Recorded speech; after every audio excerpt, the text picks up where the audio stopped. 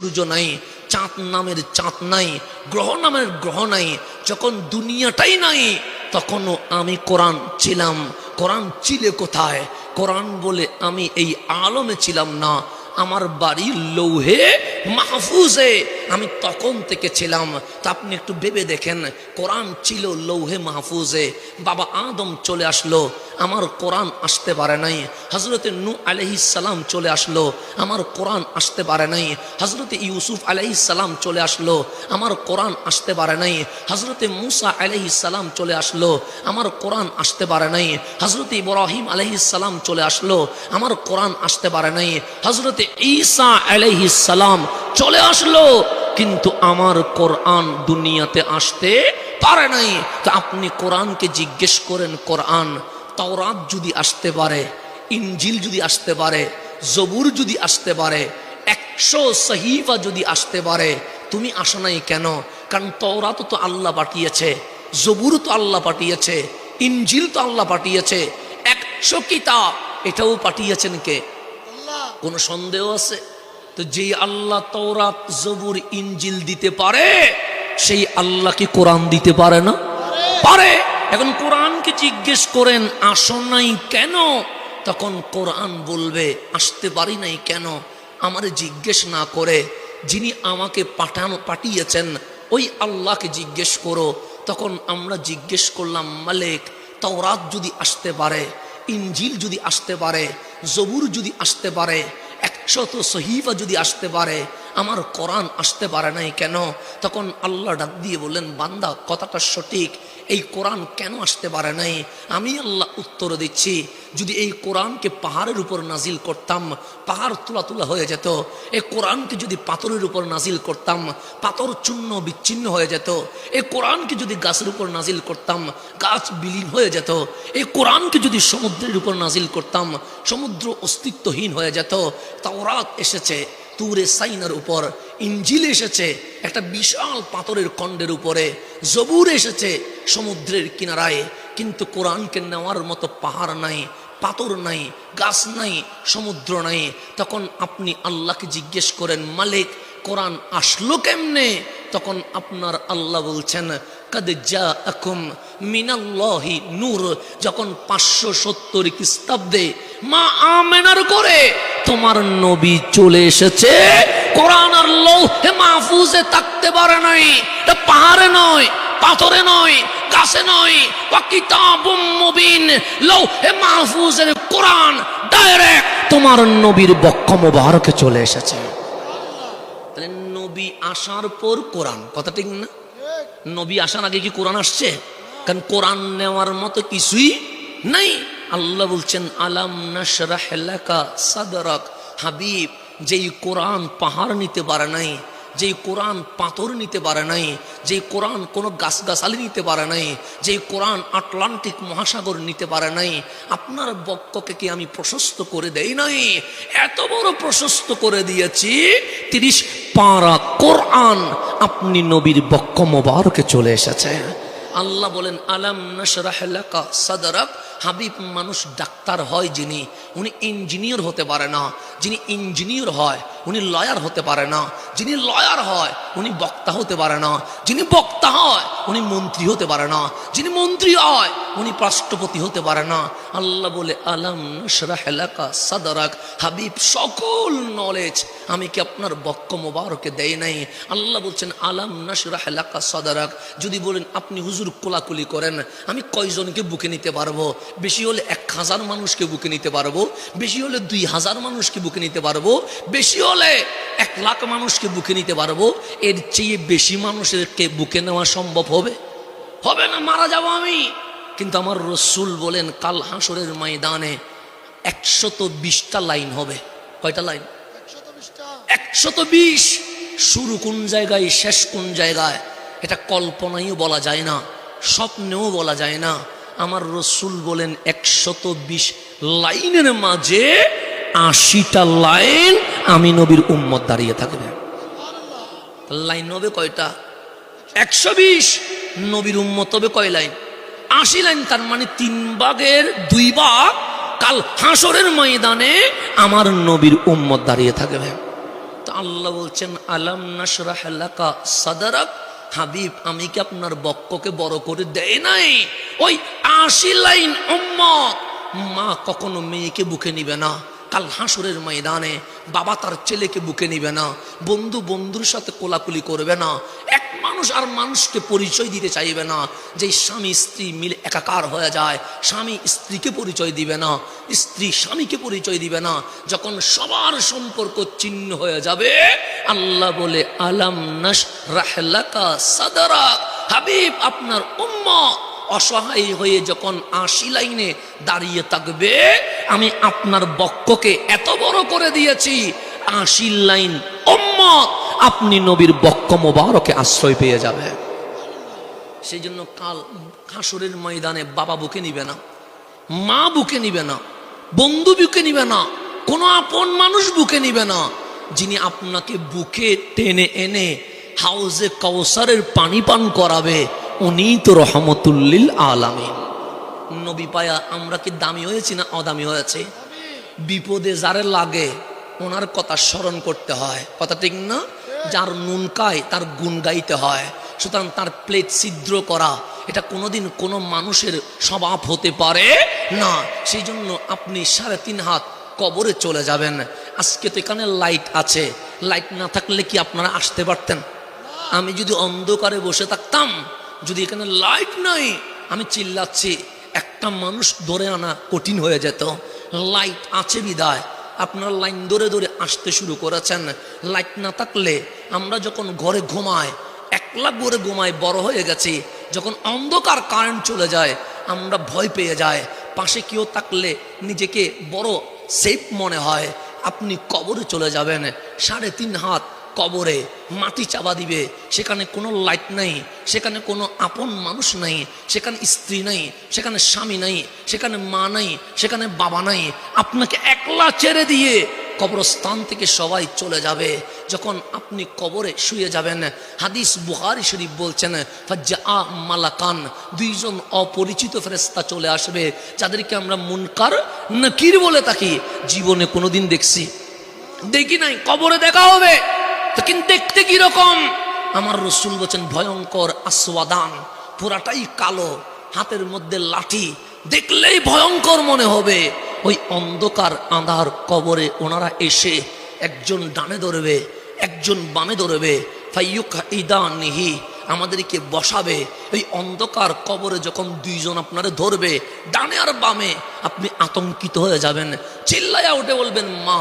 যখন মুনকার নকির বলবে এখানে তো মা আসে নাই, তখন বলবেন বাবা, তখন বলবে এখানে তো বাবা আসে নাই, তখন ছেলের নাম বলবেন, বলে ছেলে তো আসে নাই, আমার জন্য কে আছে যখন চিল্লায়া বলবেন, দেখবেন আপনার আঁধার কবরে যখন আপন কেউ থাকবে না, ওই আঁধার কবরে আপনার নবী কামলিওয়ালা চলে আসবে। এটা চেয়ে দামি আর কিছু আছে? আঁধার কবরে বিপদের সঙ্গী যিনি, উনি রহমতুল্লিল, ওনার চেয়ে আপন এই জমিনে নয়, সৃষ্টিকুলে আর কেউ হতে পারে না। আপন, বেশি আপন, এত আপন আপনি দুনিয়াতে কখনো খুঁজে পাবেন না। আঁধার কবরে নবী আসবে, এটা আমি বলি নাই, বুখারী শরীফ বলছেন। মুনকার নকির বলবে এটা কে চিনেছিস?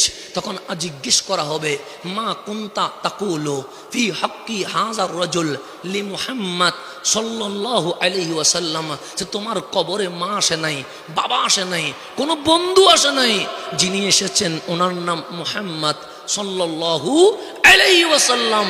বলো ওনার নামে তুমি কি বলেছিলে, বলো ওনার শানে তোমার শব্দ চয়ন কি ছিল, বলো মাহফিলে মাহফিলে ওনার ব্যাপারে কি বলেছিল, বলো খতিবের মিম্বারে যখন দাঁড়িয়েছো তখন নবীর পক্ষে বলেছিলে না বিপক্ষে বলেছিলে, তখন বলবে চায়ের দোকানে যে আড্ডা দিয়েছো তখন নবীর শানে কি বলেছিলে, রাস্তায় যখন দাঁড়িয়ে কথা বলেছিলে নবীর শানে কি বলেছিলে। বন্ধু, আমার সাথে কারো কোনোদিন বিরোধ হয় নাই, সে যেই মতাদর্শের হোক, তার সাথে আমার কোনো শত্রুতা আমি নাই। আপনি মিলাদুন নবী করেন, করবেন, যে করেন না তিনি করবেন না, তার সাথে আমাদের কোনো আপত্তি নাই। তো জায়গায় বেজাল কোন জায়গায়? আমরা কারো বিরুদ্ধে বলি নাই, আমরা শুধু এই কথাটা বলছি, আঁধার কবরে নবী আসবে। আঁধার কবরে কি আসবে? নবী আসবে। তা আমি আমার বাবাকে সামনে রেখে আমি কখনো আমার বাবাকে মরা, পচা, মুরুক্ষ, নিরক্ষর, পাওয়ারলেস, ক্ষমতাহীন, এটা কি বাবার সামনে ছেলে বলতে পারবে? সম্ভব? আমার বাবার সামনে যদি দাঁড়িয়ে বলি, বাবা তুমি মুরুক্ষ, বাবা তুমি নিরক্ষর, বাবা তোমার কোনো পাওয়ার নাই, পাওয়ারলেস, ক্ষমতাহীন, আরে তুমি তো দুষে গুণে মানুষ, এগুলা কি বাবার সামনে বলা যায়? বাবার সামনে, মায়ের সামনে বললে বাবা মা কি বলবে? দুই চোখের পানি ছেড়ে দিয়ে বলবে, মাবুত কারে দিলা, কার জন্য তো কষ্ট করেছিলাম, সে তো আমার সামনে দাঁড়িয়ে বিয়াদবি করছে, বলবে না? তা আপনি কবরে দাঁড়িয়ে নবীর সামনে নবীকে দেখে দেখে বলতে পারবেন নবী মরে ফোঁসে মাটির সাথে মিশে গেছে? বলতে পারবেন? নবী নিজের আমল নামা নিয়ে টেনশনে থাকবে? বলতে পারবেন? নবী জান্নাতি না জাহান্নামী নবী নিজেও জানে না? বলতে পারবেন? তখন কেমনে বলবেন নবীর সামনে? সেই জন্য আমরা আপনাদেরকে এটা বলি, কবরের নবীর সামনে নবীকে দেখে দেখে বলতে হবে। সুতরাং নবীর সামনে যা বলা যায় না দুনিয়াতে তা বলার কোনো দরকার নাই।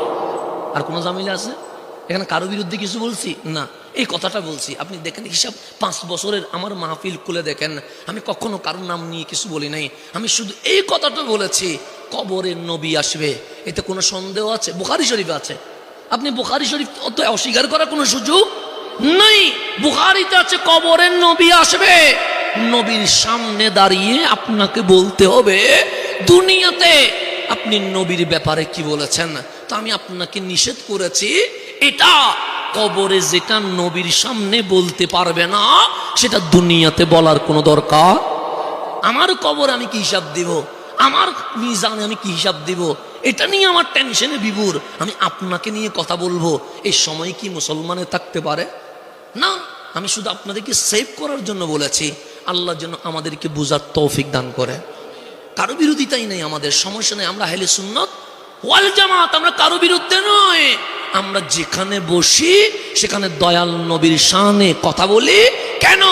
নবীর শান আমরা বলছি না, নবীর জিকির আমরা বলছি না, আল্লাহ নিজেই বলছেন ওয়ারাফানা লাকা যিকরাক, হাবিব আপনার শান আমার কোনো বান্দা বাড়াই নাই, আমি আল্লাহ নিজেই বাড়িয়ে দিয়েছি। আচ্ছা, আল্লাহর চেয়ে পাওয়ারফুল আর কেউ আছে? উনি মালিক, উনি খালেক, একমাত্র ইবাদতের মালিককে আল্লাহ, সেজন্য উনি মাবুদ, আমরা বান্দা। মাবুদ মানে যিনি ইবাদত গ্রহণ করেন, আর বান্দা মানে যিনি ইবাদত করে। তা আমরা ইবাদত করি কার? নামাজ কার জন্য? আল্লাহর জন্য। রোজা কার জন্য? তা আল্লাহ নামাজ পড়ে?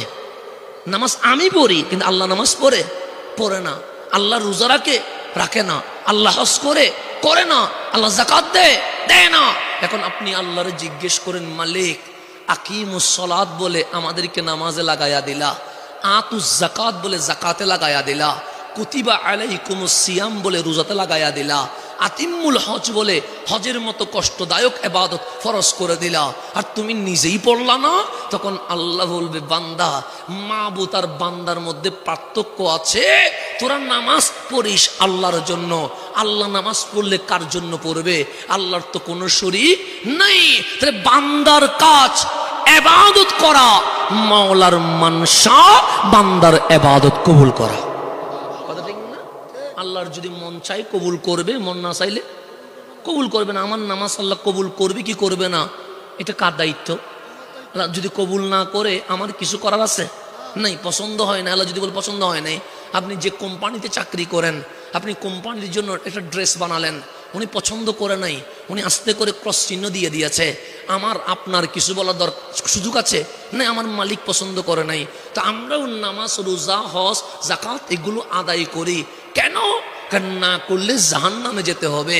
তো নামাজ পড়ি ভুলতে হয়, রোজা রাখি ভুলতে হয়, কোরআন পড়ি ভুলতে হয়, কিন্তু এইটা আশা রাখি আমার মালিক রহমান ভুল হলেও বান্দার এই সিরাফাটা ইবাদত আমার রহমান কবুল করে নিচ্ছে। এটা আমরা আশা করছি, কারণ আল্লাহর ব্যাপারে খারাপ আশা করতে নাই। আল্লাহ কবুল করবে এটা আশা করতে হবে। তাহলে আল্লাহ কাউকে ফেরত দেয় না, এটা আমাদের আশা, এটা আমাদের ভরসা। তা আল্লাহ যারা ইচ্ছা জান্নাত দিবে, যারা ইচ্ছা জাহান্নামে দিবে। আল্লাহ যদি আমারে জান্নাত দেয়, আপনারা যদি সবাই চিল্লাইয়া বলেন হাসান তো গুনাহগার, হাসান তো গুনাহগার, এখানে আর অবজেকশন জানানোর কোনো সুযোগ আছে? নাই। আবার আল্লাহ যদি জাহান্নাম দেয় এখানেও আপত্তি করার কোনো সুযোগ নাই। তাহলে আল্লাহ বলে তোরা নামাজ পড়বি, আমি নামাজ গ্রহণ করব। তোমরা রোজা রাখবা, আমি রোজা গ্রহণ করব। তোমরা হজ করবা, আমি হজ কবুল করব। তোমরা যাকাত দিবা, এক এক টাকার বিনিময়ে আমি মওলা তোমাদের জন্য জান্নাতের বাগান সাজিয়ে দিব। এটা চেয়ে বড় নিয়ামত আর আছে? মুসলমান ইবাদত করবে অল্প, কিন্তু সওয়াব হবে পাহাড় পরিমাণ। কি পরিমাণ? পাহাড় পরিমাণ। এটা হচ্ছে মুসলমানের বৈশিষ্ট্য। আল্লাহ আমাদেরকে কবুল করেছেন। সেই জন্য সৈয়দুনা আবু হুরায়রা রাদিয়াল্লাহু তাআলা আনহু, নাম শুনেছেন? সৈয়দুনা আবু হুরায়রা, বুখারীর পৃষ্ঠায় পৃষ্ঠায় নাম আছে, আন আবি হুরায়রা, আন আবি হুরায়রা, নাম আছে, বড় দামি। তো উনি গরিব ছিলেন, উনি আহলে সুফার সদস্য ছিলেন। তো উনি রাস্তার মধ্যে বৃক্ষরোপণ করছে। কি রোপণ? গাছ রোপণ আর কি। বৃক্ষরোপণ করবেন, এটা আল্লাহর নবী পছন্দ করেন। গাছ রোপণ করছে কেন? সৈয়দুনা আবু হুরায়রা বলেন, আমার তো টাকা পয়সা নাই যে নবীর কদমে দান করব, কিছু গাছ রোপণ করি, কারণ গাছ থাকলে ছায়া দিবে। তো মানুষ যদি ছায়া গ্রহণ করে সওয়াব হবে, গাছ থাকলে অক্সিজেন হবে, মানুষ যখন নিঃশ্বাস নেবে সওয়াব হবে, গাছ থাকলে ফল ধরবে, পশু পাখি ফল খাইলে সদকায়ে জারিয়া হবে। একটা গাছ রোপণ করলে চতুর্মুখী সওয়াব হয়, চতুর্মুখী সওয়াব হয়। সেজন্য বৃক্ষরোপণ করবেন। বৃক্ষরোপণ আমার নবীর পছন্দ। কার পছন্দ? আমার নবীর পছন্দ। তো সৈয়দুনা আবু হুরায়রা গাছ রুখছেন, আমার নবী রাস্তা দিয়ে যাচ্ছে, দেখলেন সৈয়দুনা আবু হুরায়রা রাদিয়াল্লাহু তাআলা আনহু বৃক্ষরোপণ করছেন। তো আমার নবী জিজ্ঞেস করলেন, আবু হুরায়রা মাযা ফাআলত, কি করছো তুমি? তখন সৈয়দুনা আবু হুরায়রা বলেন, নবী রে, আমি বৃক্ষরোপণ করছি। কি রোপণ করছি? বৃক্ষরোপণ করছি, কারণ গাছ রুখলে অনেক সওয়াব, সেজন্য আমি বৃক্ষরোপণ করছি। তখন আমার নবী বললেন, দুনিয়াতে গাছ রোপণ করলে ভালো হয় না জান্নাতে বৃক্ষরোপণ হলে ভালো হয়? সৈয়দুনা আবু হুরায়রা বলে, দুনিয়ার চেয়ে জান্নাতে যদি গাছ রোপণ করা যায় এটাই তো সবচেয়ে ভালো হয়। তা আমার নবী বললেন, একটা সিস্টেম শিখায়া দি, দুনিয়াতেও বৃক্ষরোপণ হয়ে যাবে, জান্নাতেও বাগান সাজানো হয়ে যাবে। তখন সৈয়দুনা আবু হুরায়রা বললেন, নবী রে, একটু শিখায়া দেন না। তখন আমার নবী শিখিয়ে দিচ্ছেন। আপনারাও আমার মুখে মুখে বলেন, সুবহানাল্লাহ ওয়ালহামদুলিল্লাহ লা ইলাহা ইল্লাল্লাহ আল্লাহু আকবার। এখানে জিকির কয়টা? সুবহানাল্লাহ একটা জিকির, আলহামদুলিল্লাহ দুইটা জিকির, লা ইলাহা ইল্লাল্লাহ তিনটা জিকির, আল্লাহু আকবার চারটা জিকির। এই চারটা শব্দ বলতে আমাদের কি 10 মিনিট লাগছে? 1 ঘন্টা লেগে গেছে? বেশি কষ্ট হয়েছে না? তো আমার নবী বললেন, সৈয়দুনা আবু হুরায়রা নবীর মুখে মুখে রিপিট করে বলছে, সুবহানাল্লাহ আলহামদুলিল্লাহ লা ইলাহা ইল্লাল্লাহ আল্লাহু আকবার। আমার রাসূল বললেন, আবু হুরায়রা, চারটা জিকির করতে দেরি আল্লাহ নিজে তুমি আবু হুরায়রার পক্ষ থেকে জান্নাতে 4টি বৃক্ষরোপণ করে দিয়েছে। দেখেন, অল্প ইবাদত কিন্তু আল্লাহ জান্নাতে বাগান সাজানো শুরু করছে। তো আমরা যে সুবহানাল্লাহ আলহামদুলিল্লাহ আল্লাহু আকবার লা ইলাহা ইল্লাল্লাহ এর মধ্যে 3-4 বার বলে ফেলেছি। তা আমি বললাম, আপনারা শুনেছেন, আমাদের প্রত্যেকের এক একটা তাকদীরের মধ্যে এই 4টা জিকির 3 বার করার কারণে 12 বার হয়ে গেছে। মাওলা প্রত্যেকের জন্য 12টা করে জান্নাতে বৃক্ষরোপণ করে দিয়েছে। মাহফিলের সাথে লাভ হয়েছে না ক্ষতি হয়েছে? লাভ। 3 বার বললাম, আমি বলছি, আপনারা শুনছেন। বললে যেই সওয়াব, শুনলে একই সওয়াব, এখানে কোনো মাহরুম নাই। তা আমি বললাম, আপনারা শুনছেন, 3 বার করে হলে 4টা 12 বার হয়। এই 12 বারে আল্লাহ আমার জন্য 12টা গাছ জান্নাতের বাগানে রোপণ করে দিয়েছে। মাওলা লিখে দিয়েছে এটা হাসানের। আপনাদের সকলের আমল নামায় মাওলা জান্নাতের বাগানে এই 3-4 মিনিটের ভিতরে 12টা করে গাছের নাম আপনাদের নামে লিপিবদ্ধ করে দিয়েছেন। ঘুম থেকে উঠে চলতে ফিরতে বসতে এই 4টা সুবহানাল্লাহ আলহামদুলিল্লাহ লা ইলাহা ইল্লাল্লাহ আল্লাহু আকবার, এই 4টা জিকির করবেন। কেন? প্রতিবারে আল্লাহ এই 4 জিকিরের বিনিময়ে 4টা করে জান্নাতের মধ্যে বাগান করতে থাকবেন। ইসলাম সহজ, ইসলাম কঠিন নয়। ইবাদত করব কম, আমল হবে বেশি। আর গুনাহ করবেন একটা, গুনাহ হবে কয়টা? একটা, দুইটা দিবে না। কিন্তু সওয়াব করবেন একটা, সওয়াব হবে 10টা। কয়টা? আমি যে বললাম আলিফ লাম মিম, আপনারা শুনছেন না? এখানে শব্দ কয়টা? 3টা, আলিফ লাম মিম। শুনতে দেরি। আমার রসুল বলেন, উম্মত তুমি বলেছ আর তোমরা শুনেছ, প্রত্যেকের আমলনামায় আলিফ লাম মিম 3টা শব্দের কারণে প্রতিটাতে 10টা করে 30টা নেকি লিখে দেওয়া হয়েছে। কোনো কষ্ট আছে? জাস্ট বলছি আলিফ লাম মিম, 30টা নেকি লিখে হয়েছে। শুধু তাই নয়, 30টা সগীরা গুনাহ মাফ করে দেওয়া হয়েছে। শুধু তাই নয়, আজকে অনেকে চায়ের দোকানে রাস্তায় আছে, আমরা মাহফিলে আছি, আমার মালিক ওনাদের তুলনায় আমাদের 30টা স্তর উপরের দিকে তুলে আমাদেরকে মর্যাদাবান বানিয়ে দিয়েছেন। তাহলে এই নিয়ামত মাহফিলে না আসলে কখনো হইতো না। সেই জন্য আল্লাহ যে আমাদেরকে মাহফিলে কবুল করেছেন, এটারও যদি শুকরিয়া আদায় করতে থাকেন জীবন চলে যাবে, কিন্তু এই নিয়ামতের শুকরিয়া কখনো আদায় হবে না। তো আল্লাহ বলছেন, আলাম নাশরাহ লাকা সাদরাক, হাবিব আমি কি আপনার বক্ষকে বড় করে দেই নাই? যখন অন্য কেউ যখন আপনাকে বুকে নিবে না, বন্ধু বন্ধুর পরিচয় দিবে না, তখন আমার নবী আমাদেরকে বুকে নিয়ে নিবেন। শুধু তাই নয়, হযরতে আনাস বিন মালিক রাদিয়াল্লাহু তাআলা আনহু, নবীর প্রিয় সাহাবী, যিনি আমার নবীর 10 বছর খেদমত করেছেন। কয় বছর? আচ্ছা, আমাদের এখানে আমরা যারা বসছি সামনে সবাই মোটামুটি উপযুক্ত, কথা ঠিক না? কেউ 18 বছর, কেউ 20 বছর, কেউ 22 বছর, কেউ 30 বছর, এর চেয়ে আরো বড় আছে না? নাই, আছে। কিন্তু আমাদের 5, 6, 7, 8, 9, 10 এই বছরের ছেলেগুলো, ওদেরকে এখনো বোঝার বয়স হয়েছে? হয় না। ওরা ছোট মাসুম ছেলে, ওদের আমলে এখনো কোনো গুনাহ নাই, কারণ মাসুম। তো 10 বছরের ছেলে কি বুঝে? তেমন কিছু বুঝে না। তা আমার নবীর বয়স 53 বছর। কয় বছর? 53, 53 বছর। তা আল্লাহ বললেন, হাবিব এই মক্কায় 53 বছর ছিলেন, 13 বছর ইসলামের দাওয়াত দিলেন, 600 থেকে 650 মানুষ ইসলামের ছায়া তলে এসেছে, বাকিরা নবী চিনে নাই। মাত্র কত? 600 থেকে 650। কয় বছরে? 13 বছরে নবীর সাহাবী হয়েছে।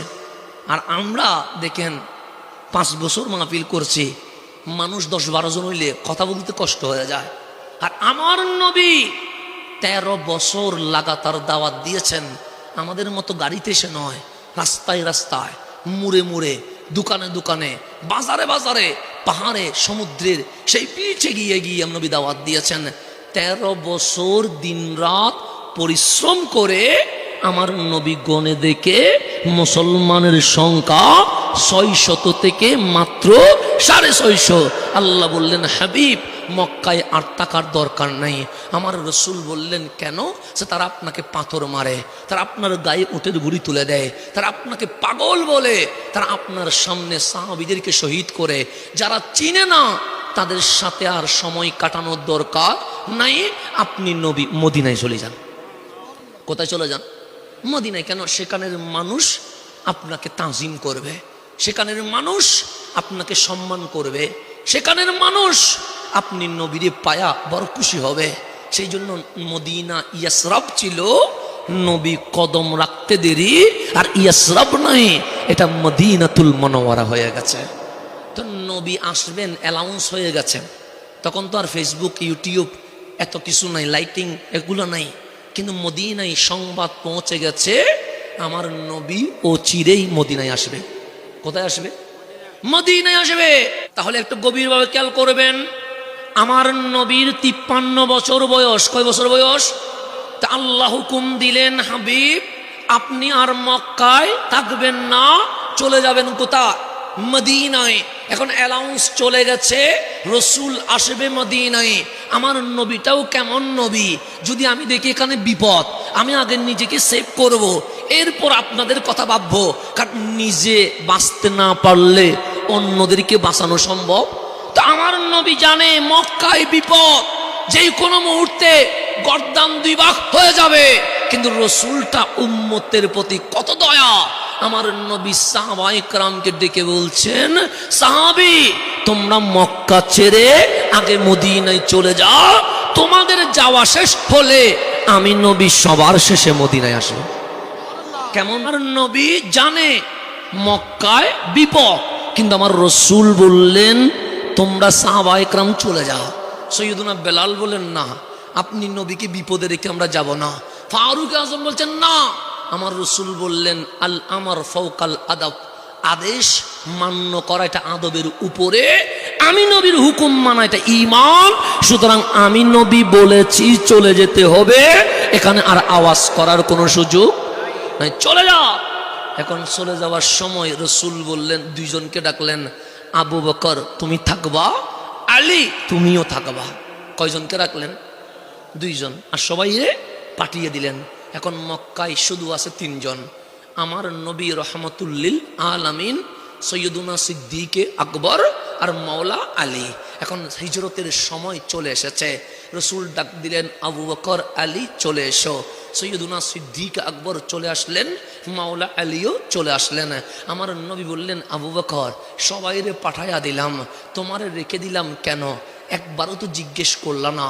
সিদ্দিক বলেন, নবীরে প্রেমিক যখন হয় সে কেন জিজ্ঞেস করে না? সে প্রেমিকরে রাজি করানোর জন্য নিজের গর্দান দিয়ে দেয়। আমি আবু বকর যেদিন ঈমান এনেছি সেদিন থেকে আমার গর্দান আপনার কদমে ওয়াকফ করে দিয়েছে। আমার নিজের কোনো পছন্দ নাই, নবী দিন বললে দিন, নবী রাত বললে রাত, আমার কোনো পছন্দ নাই। সেই জন্য আমার নবী বলছেন থাকতে আমি থেকেছি। আমার রসুল বললেন, আবু বকর জীবনে কোনোদিন আমার ছায়া দেখেছ? সিদ্দিক আকবর বলেন, নবীর ছায়া তো দেখি নাই। আমার নবী বলেন, গাছের কি ছায়া আছে? সে আছে। আবু বকর কোনো পাতার কি ছায়া আছে? সে আছে। মানুষের কি ছায়া আছে? সে আছে। গরু ছাগল বেড়া দুম্বার কি ছায়া আছে? সে আছে। সে সৃষ্টির ছায়া থাকে, এটাই তো স্বাভাবিক। কিন্তু আমার কি ছায়া দেখেছ? সিদ্দিক বলে, কখনো দেখি নাই। তো গাছের যদি ছায়া থাকে, মানুষের যদি ছায়া থাকে, গরু ছাগল পশু পাখি পাথরের যদি ছায়া থাকে, আমি নবীর ছায়া নাই কেন? সিদ্দিক আকবর বলে, জীবনে কখনো ভেবে দেখি নাই। তখন আমার নবী হাসি দিয়া বলে, আমারও ছায়া আছে। সিদ্দিক আকবর বলেন, কোথায় কোথায়? আমার নবী বলে, আমার ছায়ার নাম আবু বকর। সেই জন্য আমি নবী যেখানে, আবু বকর সেখানে। সুতরাং আমার হিজরতে আর কেউ নাই, আমার ছায়া আবু বকর আছে। এখন ডাক দিয়ে বললেন, আলী তোমাকে কেন রেখেছি জিজ্ঞেস করবে না? মাওলা আলী বলেন, কোনো প্রয়োজন নেই, আপনি হুকুম করবেন আমি বাস্তবায়ন করব। আমার নবী বললেন, আলী আমার একটা আমানতদারের দরকার বেশি, আমার একটা ওলি প্রতিনিধির দরকার বেশি, আমার একটা বড় আমিনের দরকার আছে। তখন মাওলা আলী বললেন, নবীরে আমি কে? আমার নবী বলছেন, আমার আল আমিন, আমার সদেক, আমার ওলি, আমার প্রতিনিধি হিসেবে আমি আলীকে নির্বাচন করেছি। আলী আমার বিছানার তলায় দেখো। মাওলা আলী বিছানার তলায় দিকে শুধু স্বর্ণ রূপা বড়া হয়ে গেছে। ডাক দিয়ে বললেন, নবীরে অনেক সম্পদ। আমার নবী বললেন, এক টাকাও আমার নয়। যে মক্কার মানুষ আমারে পাগল বলে, যে মক্কার মানুষ আমারে পাথর মারে, তারা নিজের বাবারে বিশ্বাস করতে পারে নাই, নিজের বিবিকে বিশ্বাস করতে পারে নাই, নিজের সন্তানকে বিশ্বাস করতে পারে নাই। আমি নবীর কাছে আমানত রেখেছে, আমি তো বড় আল আমিন।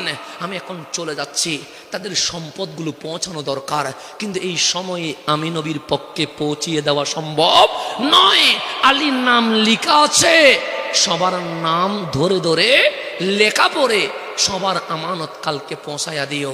কিছু ওসিয়ত আছে, এগুলো পৌঁছায়া দিও।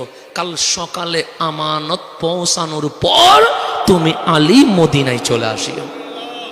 তুমি আলী কোথায় চলে আসিও? এখন নবী বের হয়ে যাচ্ছে, কিসের উদ্দেশ্যে? ইসরাবের উদ্দেশ্যে। আমার রসুল পিছনে চেহারা ফিরাইয়া বললেন, আলী ঘুমাবা কয়? মাওলা আলী বললেন, নবীরে আমি মাটিতে ঘুমিয়ে পড়ব। আমার নবী বললেন, আলী মাটিতে ঘুমাইও না, তুমি আলী আমি নবীর বিছানায় ঘুমাইয়া যাইও। আমি নবীর বিছানায় কি করিও? এখন আমার ওস্তাদের বিছানায় কি আমি ঘুমাবো? কখনো না, আমি তো নিচে ঘুমাবো। কিন্তু রসুল বললেন, আলী তুমি ঘুমাবা আমি নবীর বিছানায়। মাওলা আলী কাঁপানে শুরু হয়ে গেছে, কোথায় রহমতুল্লিল আলামিন, কোথায় আলী? আলী কেমনে নবীর বিছানায় ঘুমায়? তখন আমার নবী বলছেন, আমি চলে যাচ্ছি, আমার পর আর কোনো নবী আসবে না, আমার পর আর কোনো রসুল আসবে না, কারণ নবুয়ত রিসালাতের দরজা আমি ক্লোজ করে দিয়েছি, বন্ধ করে দিয়েছি। আলী কিয়ামত পর্যন্ত ইসলাম টিকবে কেমনে? আমার কাছে দুইটা নিয়ামত আছে, এটা রিসালাতের নিয়ামত আর একটা বেলায়েতের নিয়ামত। রিসালাত আমি নবী নিয়ে গেলাম, তুমি বিছানায় শুয়ে যাও, আমি নবী বেলায়েতের নিয়ামত তুমি আলীকে বুঝাইয়া দিয়ে দিলাম। তাহলে একটু গভীরভাবে খেয়াল করবেন, তাহলে আমার নবী এই বেলায়েত দিয়েছেন বিদায় আজকে বাংলাদেশে ইসলাম এসেছে শাহ জালালের মাধ্যমে, বাংলাদেশে ইসলাম এসেছে শাহ পরানের মাধ্যমে, বাংলাদেশে ইসলাম এসেছে খানজাহান আলীর মাধ্যমে, বাংলাদেশে ইসলাম এসেছে বাইজিদ বুস্তামির মাধ্যমে, বাংলাদেশে ইসলাম এসেছে 360 আউলিয়ার মাধ্যমে, বাংলাদেশে ইসলাম এসেছে 12 আউলিয়ার মাধ্যমে, হিন্দুস্তান ইসলাম এসেছে খাজাই খাজগান রাজাই হিন্দুস্তান মাইনুদ্দিন চিস্তি আজমিরি সঞ্জিরির মাধ্যমে, হিন্দুস্তান ইসলাম এসেছে কুতুবুদ্দিন বখতিয়ার কাকির মাধ্যমে, হিন্দুস্তান ইসলাম এসেছে নিজামউদ্দিন আউলিয়ার মাধ্যমে। আজকে যে ফিলিস্তিন রক্তে লাল হয়ে যাচ্ছে, মসজিদে আকসা আজকে আমাদের নিয়ন্ত্রণের বাইরে চলে যাচ্ছে, এই ফিলিস্তিন যিনি স্বাধীন করেছেন ওনার নাম সালাউদ্দিন আইয়ুবী, ওলি জগতের বিশাল সম্রাট ছিল। সেই জন্য 1400 বছর ধরে যারা ইসলামকে পৃথিবীর তন্দ্রে তন্দ্রে পৌঁছিয়ে দিয়েছে সবাই এক একজন মহান আল্লাহর ওলি ছিল। ওলিদের মাধ্যমে ইসলাম, কাদের মাধ্যমে? ওলিদের মাধ্যমে। সেই জন্য ওলি তাজিম করবেন, ওলি সম্মান করবেন, ওলি মোহাব্বত করবেন। আমরা আল্লাহর ওলিদের মোহাব্বত করব, মোহাব্বত করতে না পারলেও জীবনে বেয়াদবি করবেন না। মোহাব্বত করতে পারেন না অসুবিধা নাই, কিন্তু বেয়াদবি করবেন না, এটা হচ্ছে মূল জিনিস। আল্লাহর ওলির সম্মান চবে, অসম্মানই যেন না হয়। আল্লাহ যেন আমাদেরকে বোঝার তৌফিক দেন। আল্লাহর নবী বললেন, আলী তুমি আমার বিছানায় ঘুমাবে, আমার বিছানায়। এতক্ষণ মাওলা আলী কিছু বলে নাই। যখন রাসূল বললেন আলী বিছানায় ঘুমাবে, তখন মাওলা আলী বললেন, নবী রে, আদেশ যখন করেছেন আপনার বিছানায় ঘুমাতে হবে, তবে আমার একটা ইচ্ছা আছে। আমার রাসূল বললেন, আলী কি ইচ্ছা? আপনার বিছানায় যখন ঘুমাবো, আলী আজকে আলীর মতো ঘুমাবে না, আপনি নবী যেরকম চাদর আবৃত করে যেইভাবে ঘুমান, আমি আলী ঠিক নবীর মতো করে ঘুমাইতে চাই। কার মতো? যেহেতু বিছানাটা কার? নবী। তামান নবী কম্বল মোড়াইয়া ঘুমাইতেন। সেই জন্য কোরআনে আছে ইয়া আইয়ুহাল মুজাম্মিল, মুজাম্মিল মানে যিনি কম্বল দিয়ে আবৃত করে আছে। আমার নবী ওই কম্বল মোড়াইয়া ঘুমাইতেন। তো মাওলা আলী বললেন, বিছানায় যখন নবীর, সুতরাং আমার মতো ঘুমালে হবে না, আমি কম্বল মোড়ায়া নবীর মতো ঘুমাবো। এখন একটু গভীরভাবে খেয়াল করেন, মক্কার মধ্যে নবীও বের হয়ে যাবে, সিদ্দিক আকবর বের হয়ে যাবে, আছেন শুধু মাওলা আলী। আর কোন মুসলমান আছে? নাই। কত রিস্কের জায়গা। যদি আমি জানি এখানে বিপদ, আমি ভয়ে এখানে আসবো না, কিন্তু মাওলা আলী জানে সম্পূর্ণ বিপদ। এমন একটা সময় উনি আছেন, তো মানুষ জিজ্ঞেস করছে, আলী আপনি নবীর মতো কেন ঘুমাবেন? সে এই কারণে ঘুমাবো, ওরা কাফেররা পাগলের মতো হয়ে গেছে, মুশরিকরা নবীকে খুঁজতেছে। তো নবীকে খোঁজার জন্য আগে রাস্তায় নয়, বাজারে নয়, ঘাটে নয়, আগে আসবেন নবীর ঘরে। আমারে খুঁজতে যদি যায়, আগে কোথায় খুঁজবে? আমার ঘরে, এরপরে রাস্তায় খুঁজবে। তো মাওলা আলী বলছে, মক্কার মুশরিকরা নবীকে ধরার জন্য পাগল হয়ে গেছে, তো আসবে আগে ঘরে। তো আমি যদি নবীর মতো করে ঘুমাই, ওরা আর কম্বলটা তুলে দেখবে না, নবী মনে করে আমি আলীর গদ্দাম 2 ভাগ করে ফেলবে। এই যে আমি আলীর গদ্দাম 2 ভাগ করে ফেলবে, এতে ওদের অনেকক্ষণ সময় চলে যাবে, আলী পরিজনে গদ্দাম দিয়ে দিবে, এরপরেও আমার কামলিওয়ালা যেন নিরাপদে মদিনায় চলে যায়। আমরা কোনোদিন জান দিব?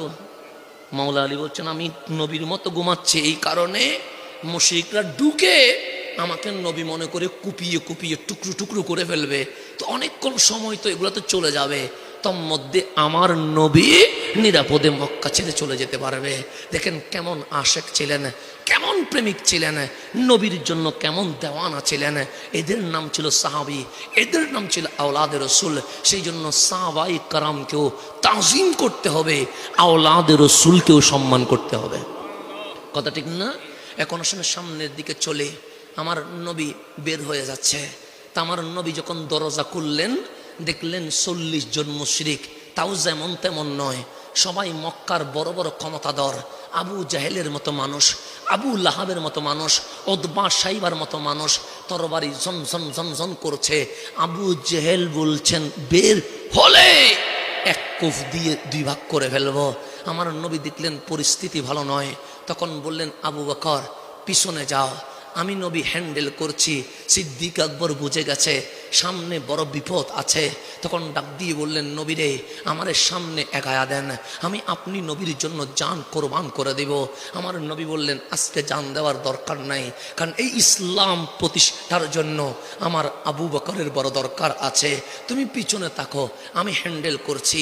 আমার নবী হাত মোবারক নিচে দিয়ে কিছু বালিকানা নিয়ে এইভাবে করে মারলেন একদিকে 40 জন মুশরিকের 80 চুকে বালি পৌঁছে গেছে। আচ্ছা ধরুন আমি যদি হাতে বালি নিয়ে মারি, কয়জনের চুকে পড়বে? 3 জনের, বেশি হলে 5 জনের, বেশি হলে 10 জন, এর চেয়ে বেশি পড়বে। তো আমার নবী এক মুষ্টি বালি নিলেন, নিয়ে মারলেন, মারতে দেরি 40 জন মুশরিকের 80টা চুকে বালি পড়ে গেছে। অথচ নবীর পিছনে সিদ্দিক আকবর, ওনার চুকে বালি পড়ে নাই। নবীর আরো পিছনে মাওলা আলী, ওনার চুকে বালি পড়ে নাই। বালি পড়ছে কার চুকে? মুশরিকের চোখে। নবী বের হয়ে গেছে, সিদ্দিক আকবর বের হয়ে গেছে, কারণ বালি চুকে পড়ে নাই। আর মুশরিকরা চোখ কসলাইতে আছে, এর মধ্যে আমার নবী অনেক দূরে চলে গেছে। এখন আল্লাহ ডাক দিচ্ছেন হাবিব, আপনি যখন বের হচ্ছিলেন 40 জন মুশরিক আপনার ঘর ঘেরাও করে ফেলেছে, 40টা তরবারি নিয়ে আপনার গর্দান ভাগ করার জন্য তার অপেক্ষায় ছিল। তো এইরকম একটা বিশাল বিপদ থেকে আপনি নবী আসলেন কেমনে? তখন আমার রসুল ডাক দিয়ে বলছেন মালিক, আমি এক মুষ্টি হাত দিয়ে বালি নিয়েছিলাম, বালিগুলো মারলাম একদিকে, 40 জনের চোখে বালি পৌঁছে গেছে।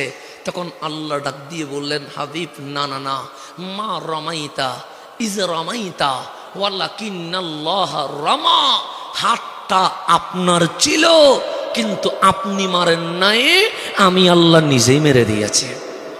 তাহলে বালি মারছে রসুল, হাত ছিল নবীর, কিন্তু আল্লাহ বলছেন না না না, হাত নবীর ছিল কিন্তু নবী মারে নাই, মারছে কে?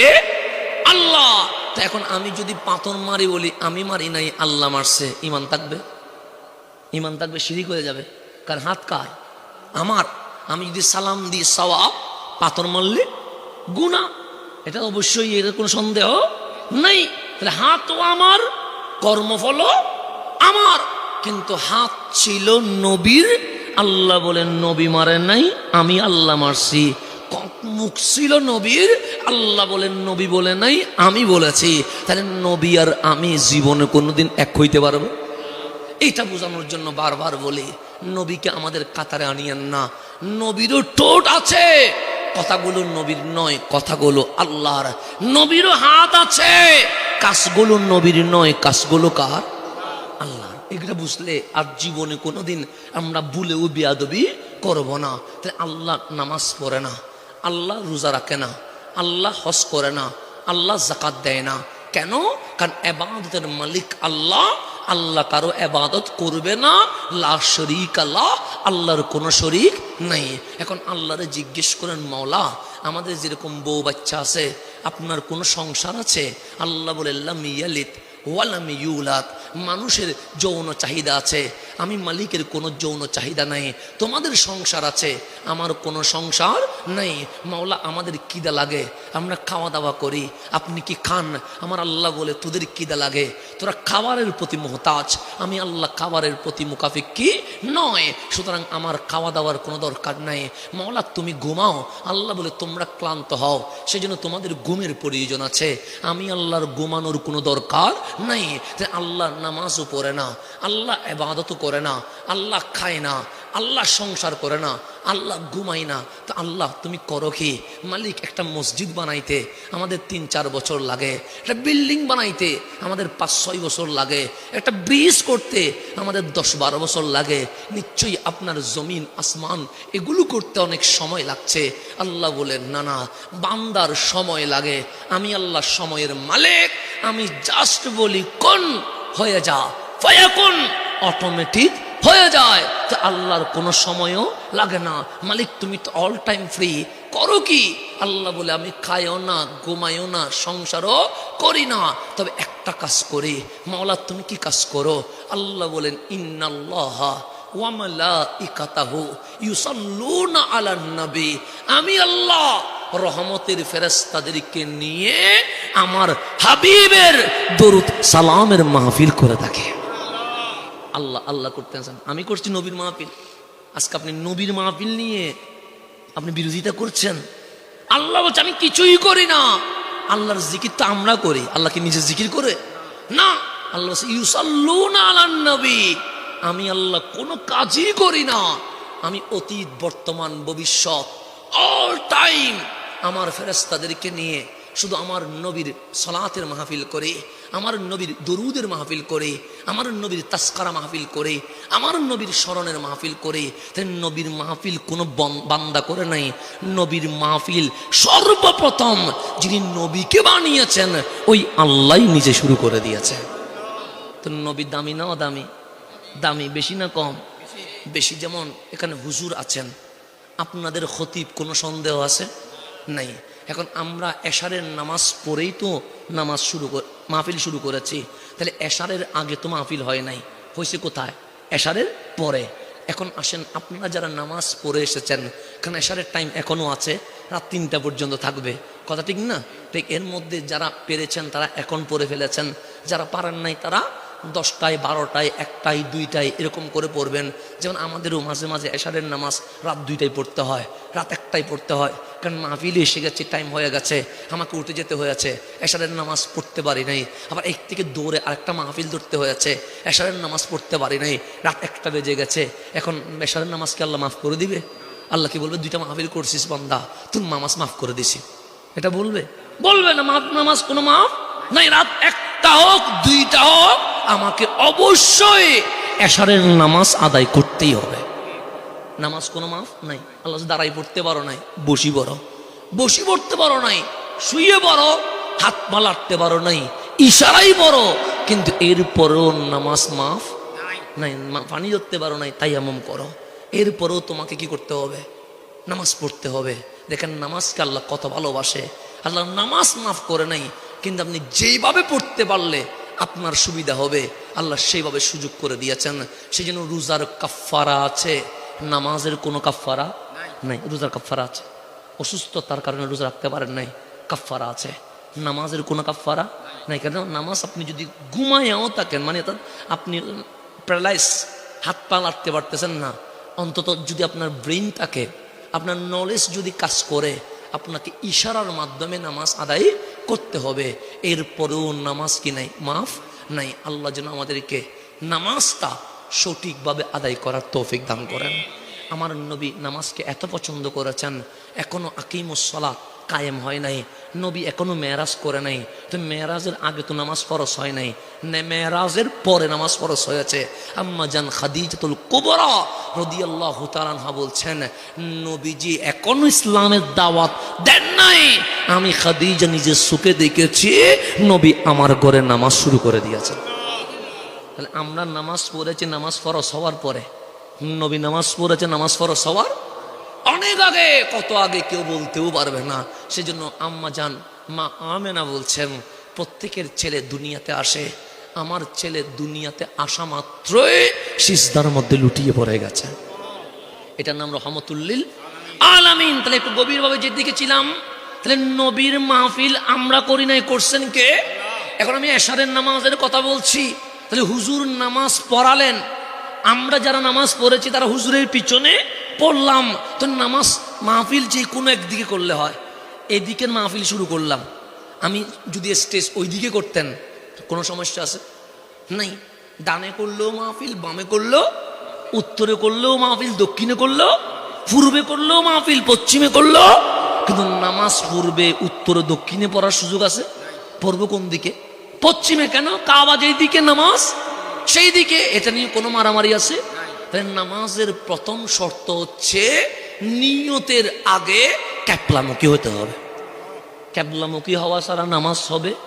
এখন হুজুরকে ফতোয়া জিজ্ঞেস করেন, যদি নামাজের মধ্যে চেহারা ডানে বামে উপরে যায়, নামাজ আসে না গেছে? আমি যদি একলা নামাজ পড়ি, নামাজের ভিতরে যদি আসমানের দিকে তাকায়, আমার নামাজ ভেঙে গেছে। আর জামাতে যদি হুজুর পড়ায়, হুজুরের চেহারা যদি উপরে ডানে বামে যায়, শুধু হুজুরের নামাজ যাবে না, সাথে মুসল্লির নামাজও যাবে। যাবে না? কারণ আপনি বলছেন ইক্তেদাই তো বেহাজাল, ইমামের নামাজ ঠিক, মুসল্লির নামাজ ঠিক। ইমামের নামাজ ভুল, অটোমেটিক মুসল্লির নামাজও। সেই জন্য মাঝে মাঝে ইমামের ভুল হয় কি হয় না? হয়। নামাজের মধ্যে ভুল হয়। ভুল হলে ইমাম কি করে? সৌসিজদা দেয়। তো ইমাম যখন সৌসিজদা দেয়, আমরা কি বসে থাকি? আমরাও কি দিই? এখন কোনো মুসল্লি যদি বলে ইমামে ভুল করছে, আমি তো ভুল করি নাই, আমি বসে থাকবো, নামাজ হবে? তাকেও সৌসিজদা দিতে হবে। কেন? ইমামের যেহেতু ভুল হয়ে গেছে, আমারও ভুল হয়েছে, সুতরাং ইমাম সৌসিজদা দিলে আমাদেরকেও সৌসিজদা দিতে হবে। এই মাসালার উপর আহলে সুন্নাত ওয়াল জামাত ফতোয়া দিয়েছে, ইমাম যদি জান্নাতি হয় মুসল্লি জান্নাতি, ইমাম যদি জাহান্নামী হয় মুসল্লি জাহান্নামী। সেই জন্য আহলে সুন্নাত ওয়াল জামাত ইমাম নির্বাচন করার সময় বড় সতর্কতা অবলম্বন করেছে। আমাদের ইমামের নাম এজিদ নয়, আমাদের ইমামের নাম ইমাম আলী মাকাম, ইমাম হুসাইন হয়ে গেছে। কারণ ইমাম ঠিক হলে মুসল্লি ঠিক হয়, ইমাম ভুল হলে মুসল্লি কি হয়ে যায়? আচ্ছা, এজিদ কি ইমাম হিসেবে ঠিক আছে? নাই, ভুল। তাহলে এজিদ যদি ইমাম হিসেবে ভুল হয়, জাহান্নামী হয়, যারা এজিদকে ইমাম মানবে তারা কি জান্নাতে যেতে পারবে? সেই জন্য ইমাম ঠিক, মুসল্লি ঠিক। ইমাম ঠিক নাই, মুসল্লির কোনো গতি। সেজন্য মসজিদে ইমাম খতিব দেখার সময় আগে দেখবেন ইমামের বুকে নবী আছে কিনা। ইমামের বুকে কি আছে কিনা? নবী আছে। মারামারি নাই, বাস্তবতা। কারণ কোরআন যেটা হক বলেছে সেটা আমাকে হক বলতে হবে, কোরআন যেটা না হক বলেছে সেটা আমাকে না হক বলতে হবে। কি কে মনে করে সেটা দেখলে আমার ঈমান থাকবে না। সেই জন্য আমার নবীকে আবু জেহেল, আবু লাহাব, উতবা সাইবা সবাই বলেছে আপনি আল আমিন, এতে কোনো সন্দেহ নাই। আপনি আস-সাদিক, এতে কোনো সন্দেহ নাই। আপনি আরবের সর্বশ্রেষ্ঠ গোত্র বনি কুরাইশের এসেছেন, সর্বশ্রেষ্ঠ পরিবার বনু হাশেমে জন্মগ্রহণ করেছেন। আমাদের সবার প্রিয় আব্দুল মুত্তালিব, তারই সন্তান আব্দুল্লাহ, যাকে কেউ কোনোদিন ঘৃণা করতে পারে নাই, সেই আব্দুল্লাহর শাহজাদা আপনি মুহাম্মাদুর রাসূলুল্লাহ সাল্লাল্লাহু আলাইহি ওয়াসাল্লাম। আপনার বিরোধিতা আমরা কখনো করি নাই। আপনি 40 বছর আমাদের সাথে ছিলেন, আমরা কি পাথর মেরেছি? আমার নবী বললেন না। আপনি আমাদের সাথে 40 বছর ছিলেন, আমরা কি জীবনে আপনাকে গালি দিয়েছি?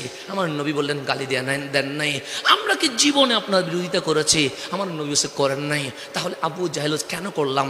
একটা কারণে, আপনি আমাদের বাপ দাদার ধর্ম ছেড়ে দিয়ে এক আল্লাহর কথা বলছেন, সেই জন্যই তো আপনার বিরোধিতা করেছি। সুতরাং আপনার সাথে আমাদের কোনো ঝামেলা নেই। আপনি আল্লাহর কথা বলা বাদ দিয়ে দেন, কোরআনের কথা বলা বাদ দিয়ে দেন। আপনার মক্কার ক্ষমতা যদি লাগে আমরা দিয়ে দিব, আমরা নিজেদের কাছে ক্ষমতা রাখবো না। গাড়ি লাগলে গাড়ি, বাড়ি লাগলে বাড়ি, নবীজি আপনার কি লাগবে আপনি সব লিখে দেন, আমরা দিয়ে দিব। এরপরেও আপনি কালিমার কথা, কোরআনের কথা, রাসালাতের কথা বলবেন না। আমার নবী হাসি দিয়ে বলে, ডান হাতে যদি সূর্য এনে দাও, বাম হাতে যদি চাঁদ এনে দাও, এরপরেও আমি নবী কোরআনের কথা বলে যাব। ইসলামের কথা কখনো বন্ধ করা যাবে? সেজন্য হকের কথা বলতে হবে কি হবে না? হবে। হক লুকানোর কোনো সুযোগ নাই। সেই জন্য ইমাম ঠিক, মুসল্লি ঠিক। ইমাম ঠিক নাই, মুসল্লির কোনো গতি নাই। এখন ইমাম যদি আসমানের দিকে চেহারা তোলে, নামাজ আসে না গেছে? ইমামের নামাজ যদি যায়, মুসল্লির নামাজ আসে না গেছে? গেছে। এটা নিয়ে কোনো মারামারি আছে? আমাদের চট্টগ্রাম কেন, বাংলাদেশ কেন, সারা বিশ্বের 200 কোটি মুসলমান এই বিষয়ে একমত। ক্যাপলা থেকে চেহারা সরে গেলে নামাজ ভেঙে যায়। আপনি কোরআন খুলেন, দ্বিতীয় পারার প্রথম পৃষ্ঠা সাইয়াকুলু সুফাহাটা উল্টাইয়া দেখেন, আপনার নবী নামাজ পড়াচ্ছে, মসজিদের নাম মসজিদে জিল কিবলাতাইন, এখনো মদিনায় মসজিদটা রয়ে গেছে, যেই কেউ গেলে জিয়ারত করে চলে আসবেন।